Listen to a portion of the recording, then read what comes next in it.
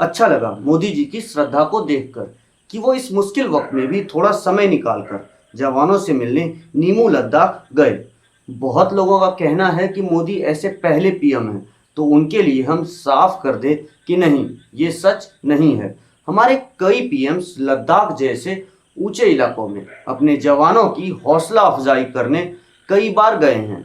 बात इतनी है कि पहले के पीएम नॉर्मल पीएम थे और हमारे मोदी जी सेलिब्रिटी पीएम हैं। वो जहां जाते हैं कैमरा साथ जाता है, वो कुछ भी करते हैं मीडिया बाइट जरूर देता है, पर फिर भी हम अपने प्रधानमंत्री मोदी जी के आभारी हैं जिन्होंने इतनी हिम्मत दिखाई।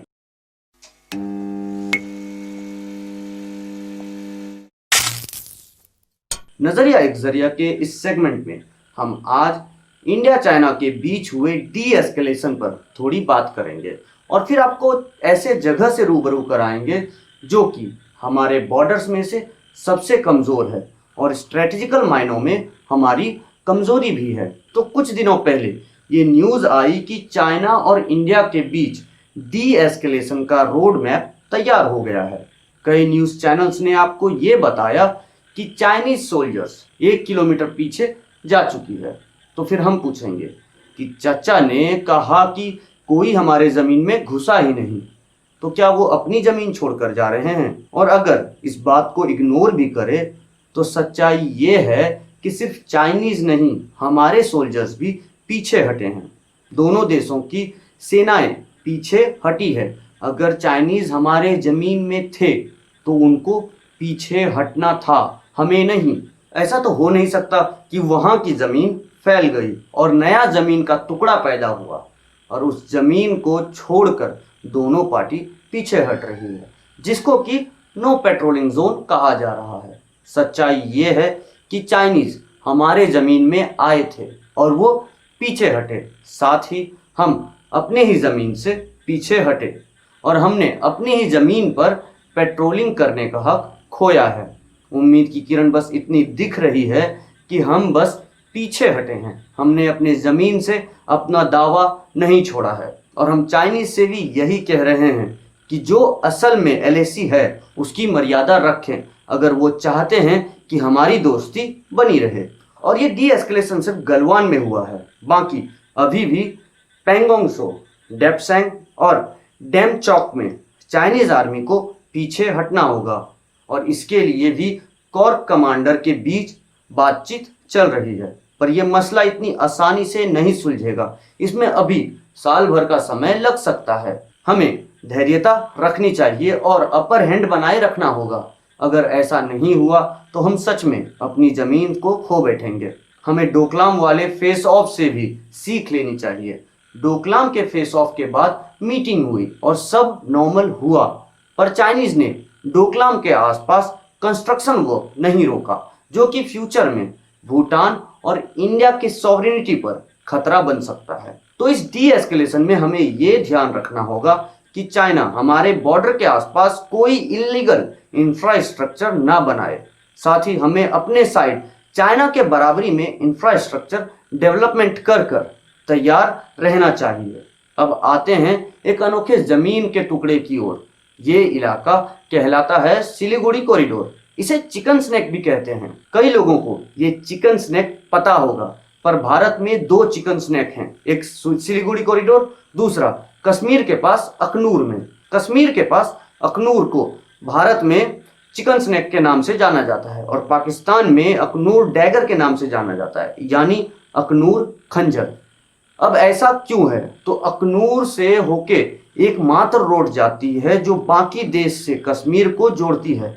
अगर इस रोड पर कब्जा कर लिया जाए या इसे तबाह कर दिया जाए तो कश्मीर जाने का रास्ता बंद हो सकता है। अब कई लोग ये बोलेंगे कि ऐसी सेंसिटिव इंफॉर्मेशन हम YouTube के पब्लिक प्लेटफॉर्म पर क्यों साझा कर रहे हैं? तो हम पहले ही बता दें, हम कश्मीर को भारत का अभिन्न हिस्सा मानते हैं।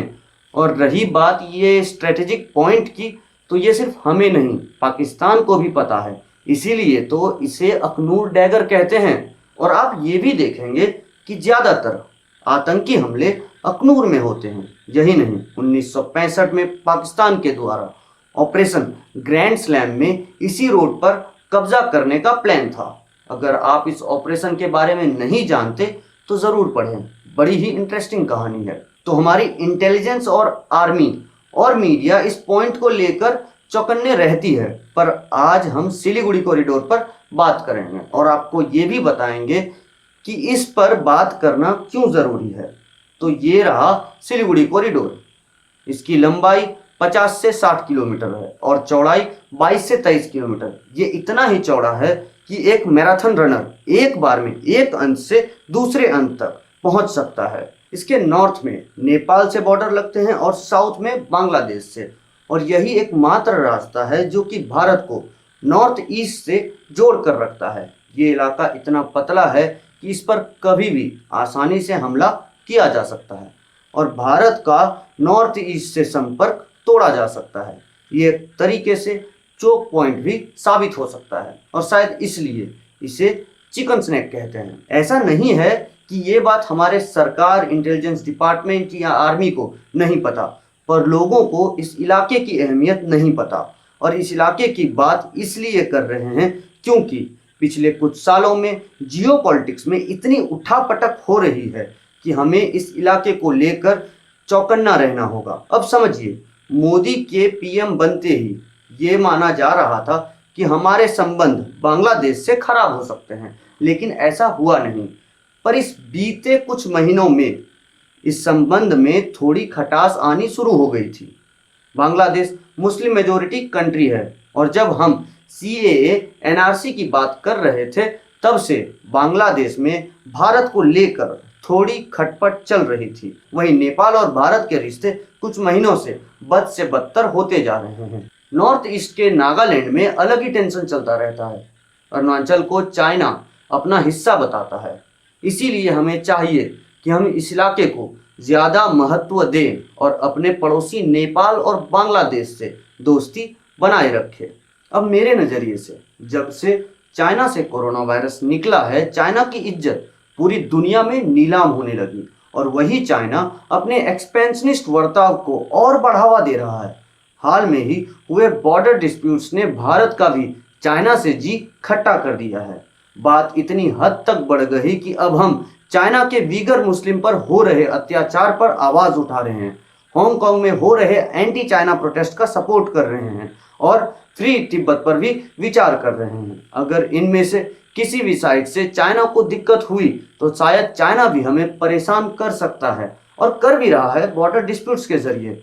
और अगर कल को कभी चाइना और इंडिया में युद्ध जैसी स्थिति बनी तो चाइना इसी इलाके में ज़्यादा ध्यान देगा, क्योंकि यहीं भारत को सबसे ज़्यादा नुकसान होने की आशंका है और इसका अंदेशा चाइना को है।